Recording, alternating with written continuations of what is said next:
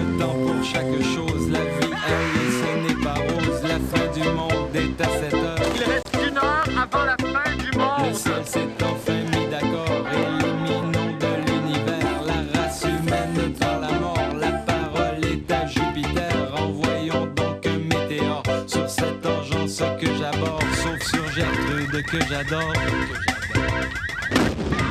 Mardi 6 octobre 1998, Jean-René Dufort met à l'épreuve le petit ministre Sécurité publique. Oh, tout cute, ensemble, sont tout petits. Roulez-les dans le coconut, puis on va les manger.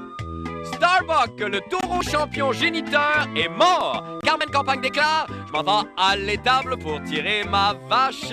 Pas capable de tirer ma vache. Pourquoi? Parce que c'est un taureau qui est mort, niaiseuse. Eh bien, bonne fin du monde et bon mardi, mesdames et messieurs. Tout d'abord, des nouvelles de moi. Regardez-moi. Regardez-moi les mains. Est-ce qu'on peut avoir un gros plan sur mes mains? Regardez-moi. Je tremble. C'est-tu épouvantable? Je suis en manque de ma drogue, la musique classique. Depuis que les musiciens de l'orchestre symphonique sont en grève, je multiplie les moyens sordides de me trouver vraiment un espèce de... un fixe de bel canto. Et je ne suis pas le seul, hein. Il y a une demande incroyable de prostituées obèses avec un chapeau avec des cornes en ville. C'est effrayant. Comme le disait ma grand-mère, mange la... Non, mais elle disait aussi autre chose dans toute sa sagesse. On n'est jamais mieux servi que par soi-même. Et comme je suis, dites-le avec moi à la maison, un véritable entertainer. J'ai décidé de faire mon propre petit bonheur et par la même occasion vous révéler un pan caché de ma personnalité, c'est-à-dire ma voix de rossignol. Oui! C'est tout à fait par hasard que j'ai découvert ce matin même que j'étais un soprano colorature de calibre international. C'est-tu pas maudit? Et qu'on se fait pas confiance et qu'on se connaît mal. Le travail d'une vie. C'est ainsi que pour tous les mélomanes en manque, je sais qu'ils sont nombreux, je vais vous interpréter un air que je connaissais pas il y a 10 minutes et qui s'intitule O mio babino caro. Ce qui signifie en français, je pense, j'ai une carie dans les babines, ou en tout cas, quelque chose de même. Bon, alors là, vous allez remarquer, je vais avoir un éventail avec moi pendant mon interprétation, c'est parce que parfois, ça me gêne énormément qu'on me voit les lèvres quand je chante. Vous allez comprendre très rapidement pourquoi. Ça va comme suit, je vous en prie.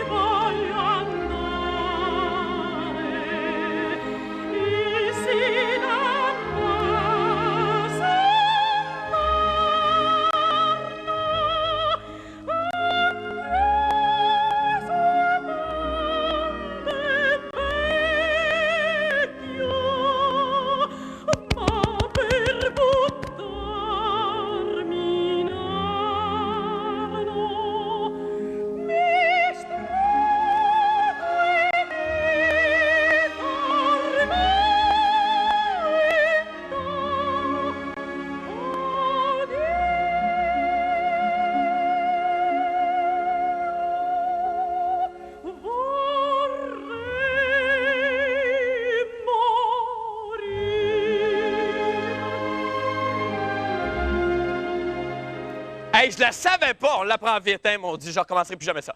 Maintenant, pour les nouvelles de la fin du monde, eh bien, à ma naissance, une bonne fée s'est penchée sur mon berceau. Savez-vous quelle mission elle m'a confiée? Non, je suis sûr que non, on prend des appels. Oui, la fin du monde, j'écoute. Promouvoir l'usage de la gaine 18 heures pour combattre le crime? Non, malheureusement, ce n'est pas ça, on prend un autre appel. Améliorer la saveur du clamato? Non, ce n'est pas ça, on termine avec un troisième appel. Terminer l'écriture des 10 derniers épisodes du Volcan Tranquille à la place d'un ex-révolutionnaire qui gagne 500 000 par année. Ben non, vous ne l'avez pas pantoute, malheureusement. Ma mission dans la vie, c'est combattre les incendies. Ben oui, et en cette semaine de prévention des incendies, je suis aux aguets, et je ne suis pas le seul, puisque le ministre de la Sécurité publique, M. Pierre Bélanger, est aussi un ardent, mon Dieu, comment le dirais-je donc, un ardent opposant au feu. Eh bien, Jean-René Dufort, le petit feu follet, l'a rencontré. On écoute ce que ça donne. Hey, je la savais pas, on l'apprend vite, hein, mon Dieu, je recommencerai plus jamais ça. Maintenant, pour les nouvelles de la fin du monde, eh bien, à ma naissance, une bonne fée s'est penchée sur mon berceau. Savez-vous quelle mission elle m'a confiée? Non, je suis sûr que non, on prend des appels. Oui, la fin du monde, j'écoute. Promouvoir l'usage de la gaine 18 heures pour combattre le crime. Non, ce n'est pas ça, on termine avec un troisième appel. Terminer l'écriture des 10 derniers épisodes du Volcan Tranquille à la place d'un ex-révolutionnaire qui gagne 500 000 par année. Ben non, vous ne l'avez pas pantoute, malheureusement. Ma mission dans la vie, c'est combattre les incendies.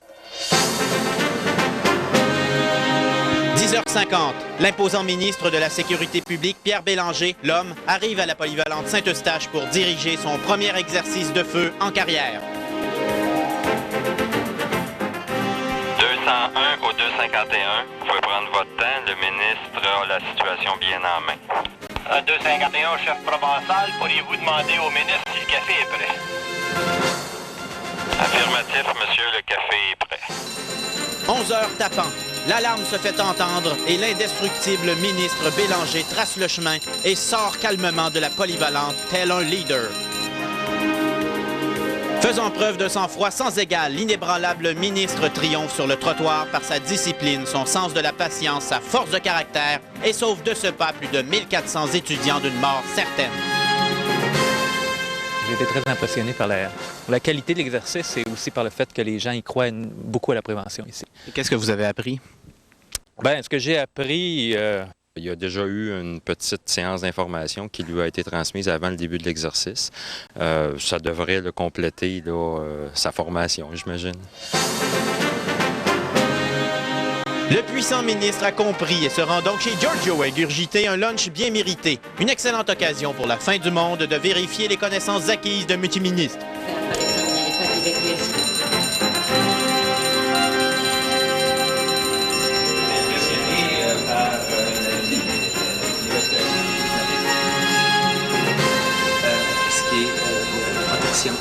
De la vie.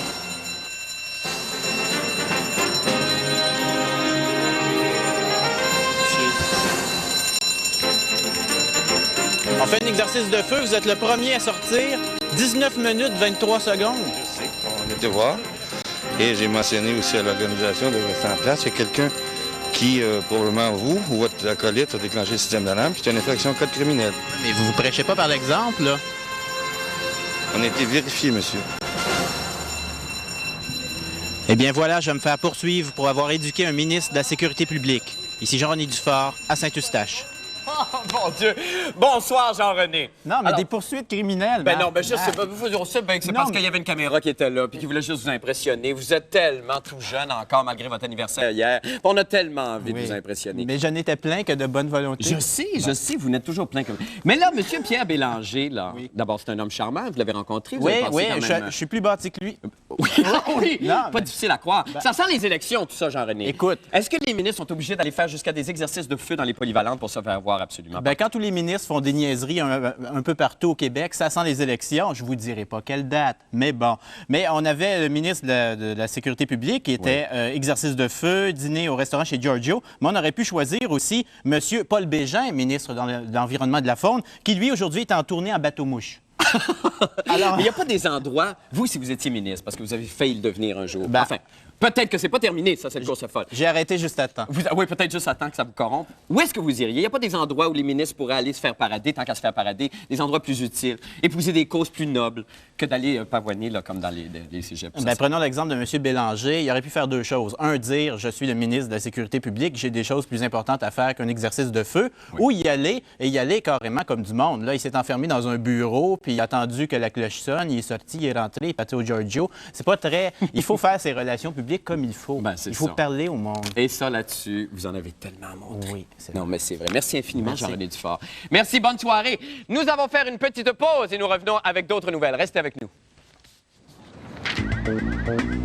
Vitriolique sur l'accession au trône de Pierre Bourque et les 100 premiers jours de son règne. Signé par un professeur de gestion au HEC, partisan, je vais le mettre là, partisan on ne peut plus déçu du bon maire, l'ouvrage intitulé « Les deux Bourques, côté cour, côté jardin, grandeur et misère du métier de dirigeant » dépeint le premier magistrat de la ville comme un être désorganisé, vaniteux, ben voyons, sloppé, qui mange dans de la vaisselle qui matche même pas.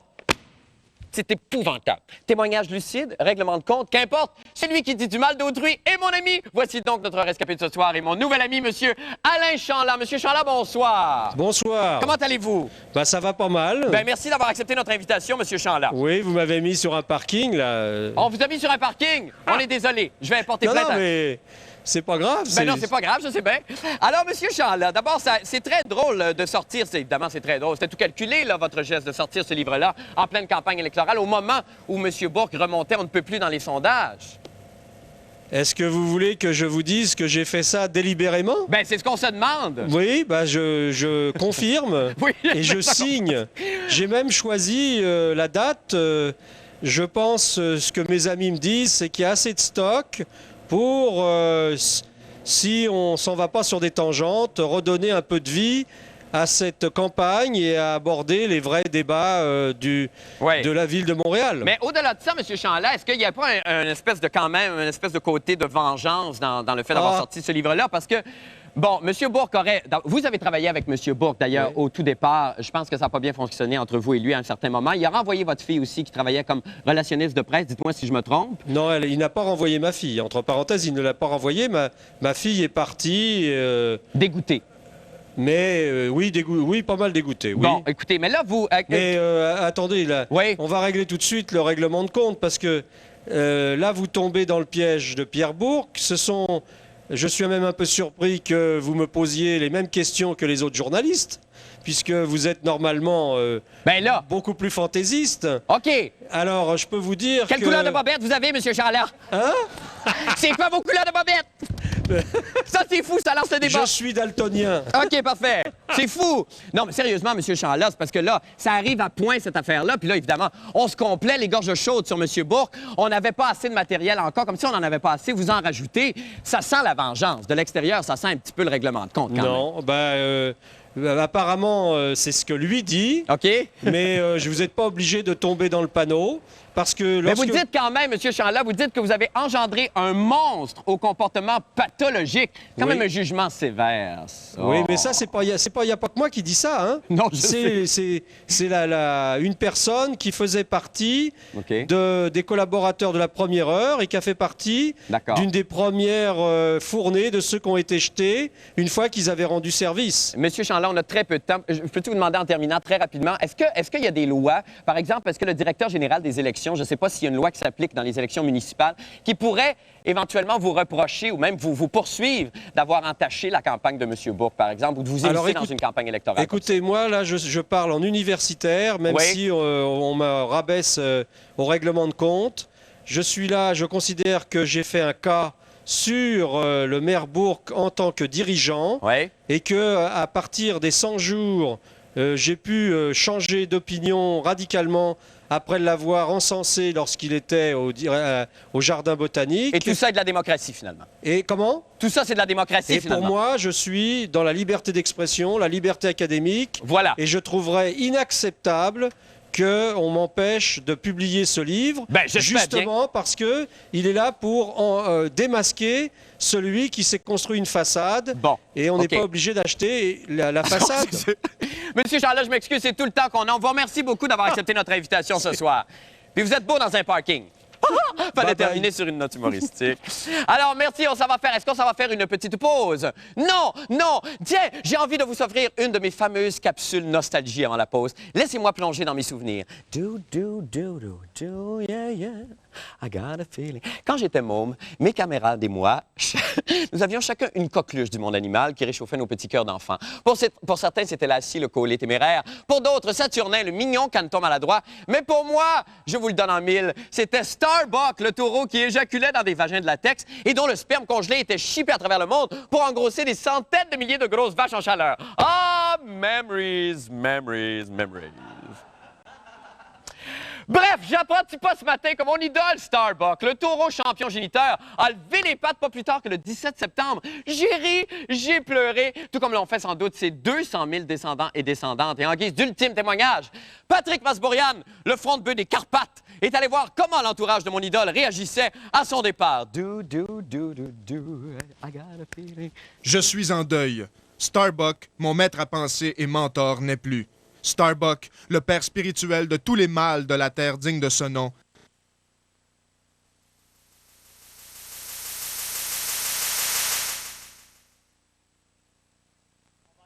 Oh mon Dieu, que ce monde est plein de surprises! C'est extraordinaire. Nous allons faire une petite pause parce que ça nous tente, parce qu'on digère, on se refait le maquillage, je me fais un petit récap de rouge à lèvres, on vous revient tout de suite après avec le reportage. Oh, c'est fou tout ça. Et le fond des câbles. technique. On a beau arriver à l'aube de l'an 2000, on est quand même tributaire d'une certaine technique. Mais on va essayer de se reprendre demain parce que vraiment, il fallait voir Starbucks là, sur son déclin. On va aller à la fin du monde en bref. Nous en parlions en début d'émission. Le premier ministre, M. Lucien Bouchard, s'est entretenu durant 2 heures avec le chef d'orchestre Charles Dutoit, afin de trouver une solution au problème financier de l'Orchestre symphonique de Montréal. Bon, rappelons que les musiciens de l'OSM sont maintenant en grève depuis plus d'une semaine déjà. Et à l'issue de cette rencontre qui s'est tenue hier, M. Dutoit s'est dit confiant quant à l'avenir de l'orchestre. Il en va de même pour la ministre de la Culture, Mme Louise Beaudoin, qui n'a pas caché son optimisme. On écoute. Mais quant à moi, l'Orchestre symphonique va demeurer ce qu'elle est, c'est-à-dire un des meilleurs orchestres au monde. Pardon? Qu'est-ce que c'est? Est-ce que j'ai bien entendu? Notre Madame la ministre de la Culture, Madame je roule mes R pour parler correct, écorche notre belle langue. Pouvez-vous-tu repasser le tape, s'il vous plaît? Mais quant à moi, l'Orchestre symphonique va demeurer ce qu'elle est, c'est-à-dire un des meilleurs orchestres au monde. Oh! Oh! Oh! Les oreilles saignent. L'orchestre, elle va rester. Depuis quand mon orchestre symphonique a-t-il des ovaires? Mets ça dans ton pipe, vieille fatigante. Eh bien, léchez-lui vite les boules, car il pourrait vous couler sur les doigts. C'est crème en glace, c'est trop, et ça connecte des sports. Christian, bonsoir.